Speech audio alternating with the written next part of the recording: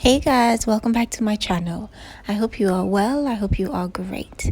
So today we are going to be making one of my favorite DIYs.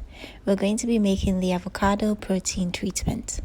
Now this DIY is perfect for dry or damaged hair, and especially after using heat.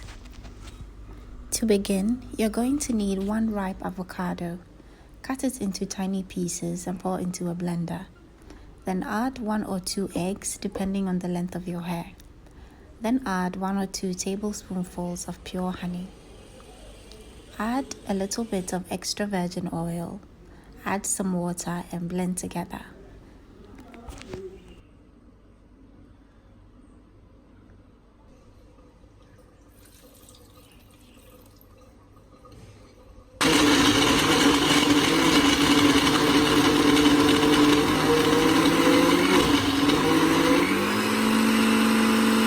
Apply the mixture for 30 to 45 minutes.